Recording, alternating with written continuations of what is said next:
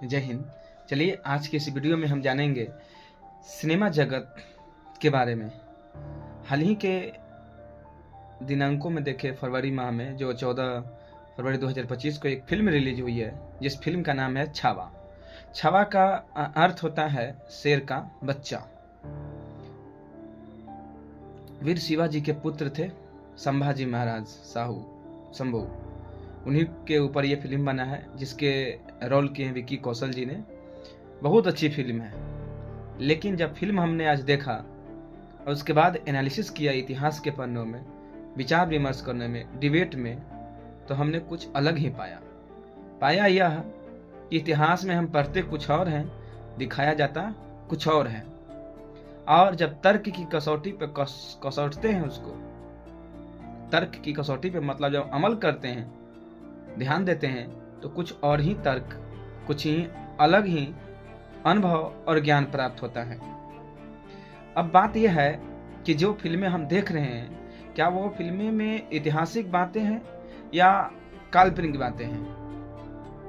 तो जब देखिएगा आप ये फिल्म, तो आपके रूह कांप जाएंगे।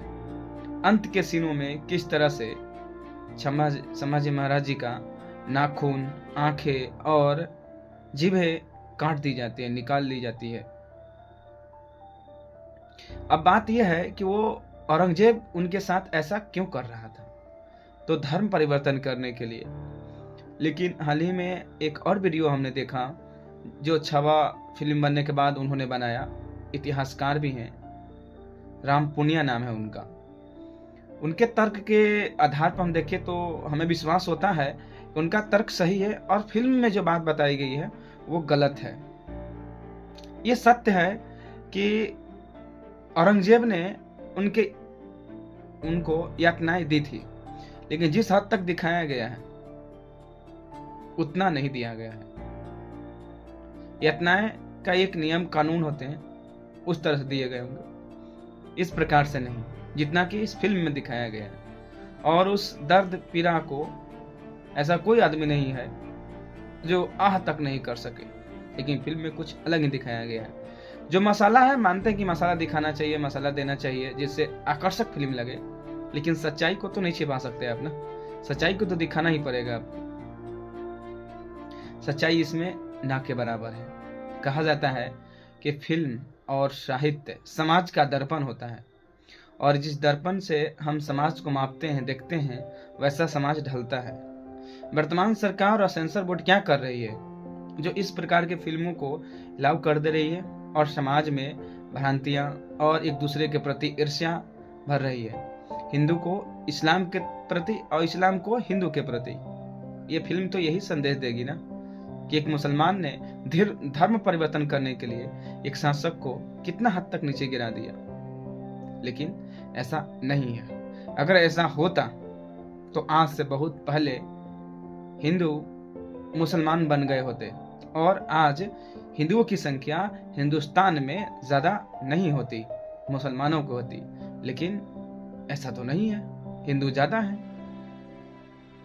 तो इस तर्क पे थोड़ा आप भी विचार कीजिए कि आज से लगभग 5-6 साल के आसपास में जो हिस्टोरिकल फिल्में आ रही है, उसमें कितनी सच्चाइयां हैं। और हम तो एक आम नागरिक हैं, लेकिन एक आम नागरिक की हैसियत से हम ये जरूर समझते हैं कि मेरी जिम्मेवारी क्या है। जब मेरे भावनाएं में, जब मेरे अंदर ज्ञान हो, इतिहास के प्रति कुछ हासिल कर पाए हैं ज्ञान, तो उसको हम समाज के सामने परोसे, और परोसे इस तरह जैसा है, न कि न है वैसा। लेकिन एक बात का हमें दुख है कि हम इतिहास के पन्नों में, और इतिहास के पन्नों को पढ़ तो सकते हैं, लेकिन उस दौर में जाकर हम सच्चाई का पता नहीं लगा सकते। बस अपने अनुभव और तर्क की कसौटी पर यही माप सकते हैं कि जो बातें बुक में लिखी गई है, पुस्तकों में बताई गई है, या जो किंवदंतियों में बताई गई है, उसी के आधार पे माना जाए। क्योंकि हम जा तो नहीं सकते ना संभाजी महाराज से या औरंगजेब से पूछ नहीं सकते कि आपने ये यातनाएं दी थी। लेकिन लोगों ने फिल्म के पर्दे पर कुछ इस प्रकार से फिल्मा रहे हैं जो समाज के लिए अच्छा नहीं है। समाज को अच्छा बनाना है, समाज में अच्छी कोई संदेश देनी है, तो आप बनवाइए, वनवास फिल्म, तो उन फिल्मों को देखने वाले दर्शकों की संख्या कम है, वैसे फिल्म बनाने वाले निर्देशकों की कमी है, वैसे फिल्मों में किरदार निभाने वाले कलाकारों की कमी है। तो मेरे विचार से यह फिल्म सरासर एक व्यक्ति को खलनायक इतना हद तक बना देना और एक व्यक्ति को इतना नायक बना देना अतिशयोक्ति है, सरबरा अतिशयोक्ति है, नहीं बननी चाहिए। यह समाज में गलत संदेश दे रही है, अच्छा ही नहीं। मेरे मन में, मेरे भावना में जब विचार आए, एक भारत के नागरिक के हिसाब से, एक जिम्मेवार नागरिक के हैसियत से अपनी भावनाओं को मैं इस बात को आप सभी के सामने प्रस्तुत किया हूँ। अब ये बातें आपको कितनी अच्छी लगी जो मैंने इस फिल्म के ऊपर डिस्कस की है, वार्ता की है, कितना हद तक सही है, कितना हद तक गलत है, और उन लोगों से माफ़ी मांगते हैं जिनको मेरी बातों से दुख पहुंची हो कि एक हिंदू के इतनी बुराई क्यों किया। फिल्म तो हिंदू को बहुत अच्छा दिखाया गया है, लेकिन मैं ये नहीं कह सकता औरंगजेब इतना भी क्रूर नहीं था जितना इस फिल्म में दिखाया गया है।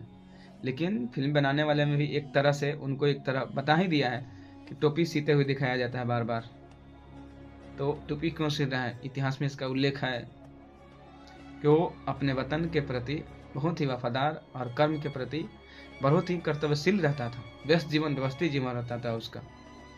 टोपी सीकर खुद अपना सीता था, बाजार से लेता नहीं था, राजस्व व्यवस्था अधिशेष को बढ़ाना चाहता था। और भारत के इतिहास में एक और बात है, औरंगजेब तब तक रहा, जब तक रहा तब तक मुगल सल्तनत, मुगल वंश, मुगल साम्राज्य और भारत या उत्तर भारत का इतिहास स्वर्णिम इतिहासों में रहा है।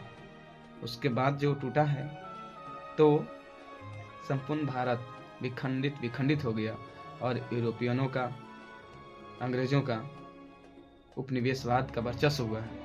इन पहलुओं से भी देखना चाहिए उनको, लेकिन नहीं दिखाया गया। बहुत बातें हुई, अब अपना विचार, अपनी बातें कमेंट में करें, जिससे हमें प्रेरणा मिले कि हम भी इस बात रखने योग्य बन रहे हैं। जय हिंद।